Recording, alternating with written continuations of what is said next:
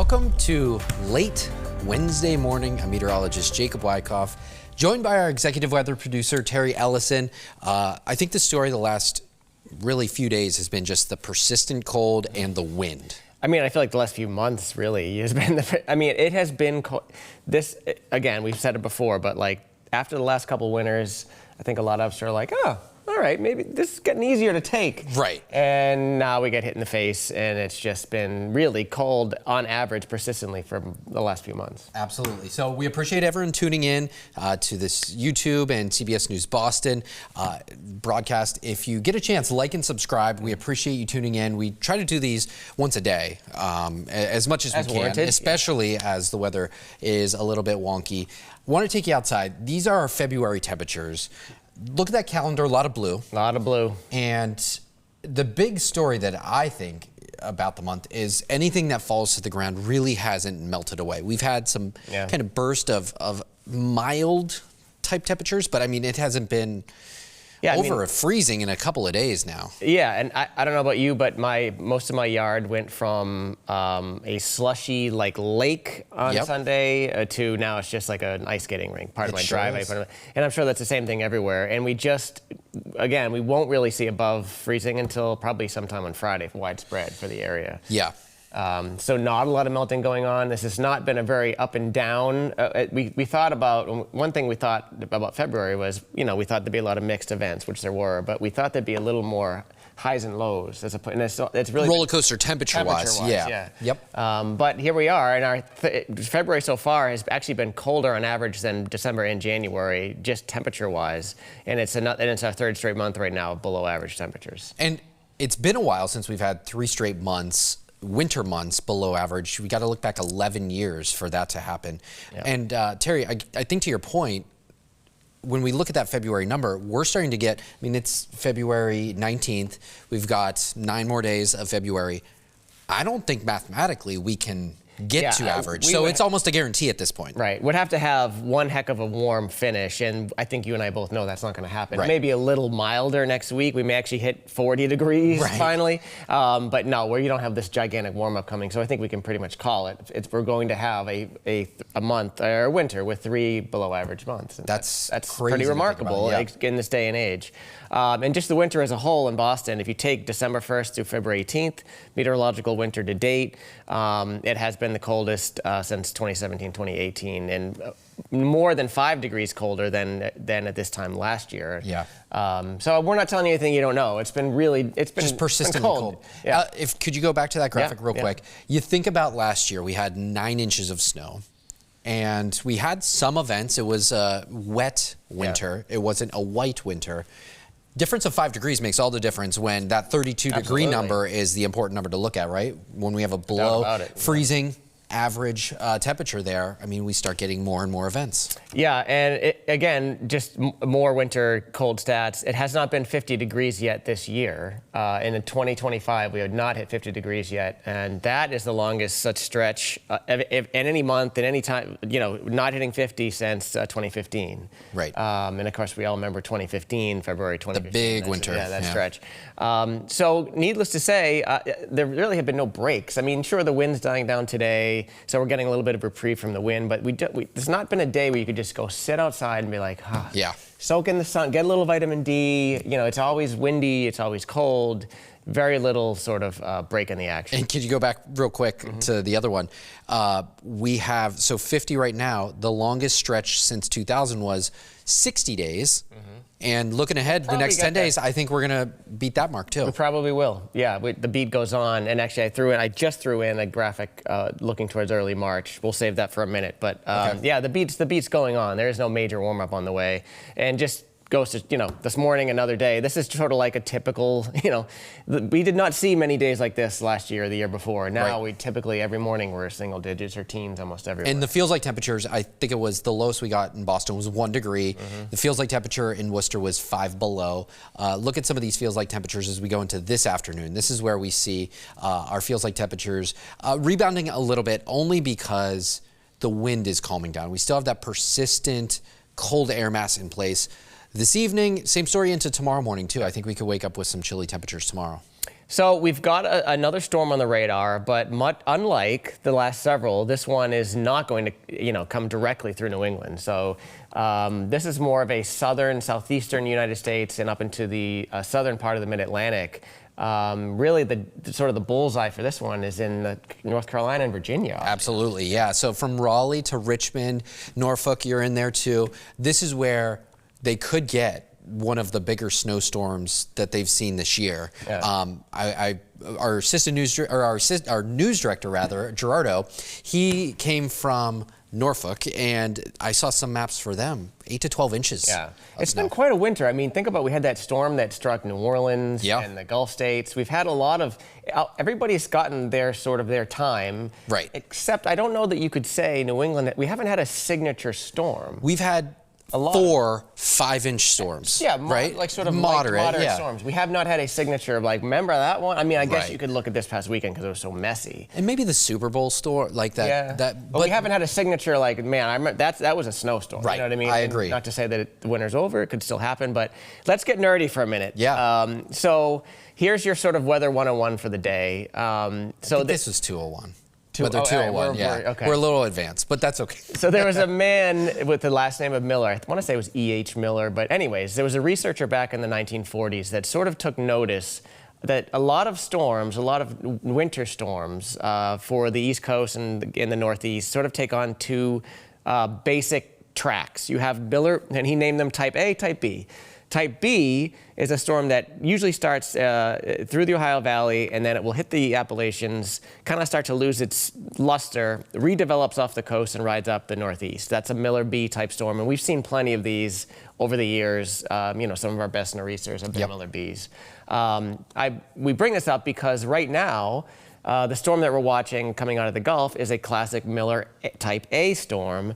These storms usually develop in the Gulf. There's usually some sort of leftover frontal boundary down there that sort of spurs a storm. And the Miller A storms oftentimes come up and affect the Northeast as major storms. Actually, a classic Miller A was the big storm in 1993, the superstorm in 1993. Yep. But a lot of times, like what we're seeing tomorrow, is that they kind of veer off before they get to New England, and that's going to be the case. So this is a Miller A type storm that we're seeing, so there's a good piece of sort of trivia at the dinner table tonight. Sweetheart, what'd you learn today? Hold on. We got a Miller A storm coming. And you'll see exactly where that storm right now, there it is, and it's basically in that Miller A kind of formation, comes over northern Florida and is heading just a little too far south to really impact New England. Yeah, when we talk about benchmarks, it's about 200 miles or so too far to the south to give us real impactful snow. Certainly if you live in the Cape and Islands, you could see those accumulations, but it's not affecting really Boston and Metro West and Worcester, some areas that I would say typically, if you could say that in air quotes, typically get these type of snowstorms. But you can see, just imagine the center of that low being just 100 or 2 miles further north. You could easily see how we would be in the envelope of snow. And I know we've talked about this many times, but about a week ago, there were a lot of sort of maps floating around on social media. Folks throwing up like a weather model forecast for 7-10 days out, which in our minds is rather irresponsible, but you can't, can't control social media. And so, had this storm, had the track of this storm passed near the benchmark or a couple hundred miles farther north, we would have had a major snowstorm coming. But, again, things change over the course of 7 to 10 days. And I would say that, if you follow a lot of people on social media, the social media meteorologists, right? The people that may not be meteorologists. Typically, they're the ones, they're good at what they do, but they also don't necessarily have the safeguards of, it's our face, it's our reputation going on TV and saying, like if I went on TV and I showed 40 inches for Boston, and then we don't get anything. A week from now. I think you would probably hold me accountable for showing a map of 40 inches, right? And that's not to say like things obviously change, but we have to show some restraint, and we can't just open the fire hose, say, this is not a forecast, this is just one model run. We definitely don't do that here at WBZ. And I think that, I think our viewers, you at home, appreciate the fact that we try to, I always describe a forecast as like landing a plane, right? We don't want the ups and downs of like 40 inches, 0 inches, somewhere in the middle. We want to kind of glide into landing a plane, and that's what we're seeing right now. This is exactly what we kind of called for starting on Sunday. I said, hey, we're watching this coastal system, latest trends taking it out, and we could get some snow for the Cape and Islands. Yeah, and that's what's happened. And again, social media will do what social media does, but just make sure that you check your sources, and you know, hopefully you're following us, and we'll certainly, when we know things, we'll certainly let you know. But we're not going to sort of, look at something 10 days from now, although actually I'm about to show you something 10 days from now. But no snow amounts, just kind of like a thought on the pattern. But needless to say, and actually I believe our next graphic is showing just exactly why we're not getting snow from this one, and that is the benchmark. So when, typically for a good snowstorm here in southern New England, you look for a center of the storm to pass over that 40, 70, what we call the benchmark here, and this one is almost 300 miles, south of that. So that's basically why we're missing out in most cases. The Cape and the Islands, we'll get a little bit of snow. This is our current snow map, and a lot of the models today actually brought that system even further south. So maybe we don't even get that much. But nonetheless, we're certainly not getting anything anywhere near what some folks thought. If we had to go out on a limb, probably like Chatham, Nantucket would be the big winners. Best chance, exactly. Yeah, no doubt. So I think we can put a bow on tomorrow's storm, but it has actually. So this coming weekend. Finally, I think we'll get a chance to breathe a little bit. Yeah, every single weekend day in the month of February has featured at least some snowfall. And you see right there, we've picked up 2 inches over the February 1st and 2nd, about 6.5 inches there, the 8th and 9th, and 5.4 inches this past weekend, Valentine's weekend. And so to be able to just relax and not have to go outside and shovel snow. Or perhaps we'd be on our computers every model run. Yeah, exactly. And I do think that, and even better news is that the temperature is going to be above freezing. So we'll see a little bit of melt. There's going to be a lot, some of your driveways and walkways will get a chance to, get some sunshine, get some melting. So definitely good news there as far as this weekend goes. And just to give you an idea, there's really not much going on in the entire eastern half of the United States this weekend. Couple little minor disturbances in that northern stream there. So, I wouldn't rule out a flurry at some point in New England this weekend, but in general, very dry, very quiet times. Yeah, and when we have that high pressure building to our south, we start to get a more westerly or southwesterly flow, especially as we go into like Monday and Tuesday timeframe. And that's where we would expect to see temperatures kind of rebounding back into the 40s for the first time in a little while. So here's the next 10 days. And Terry, to your point earlier, we don't like to show like snow amounts 10 days from now, but we can kind of say the overall trends of temperatures. Once we get past 7 days, we start doing more trends versus anything else.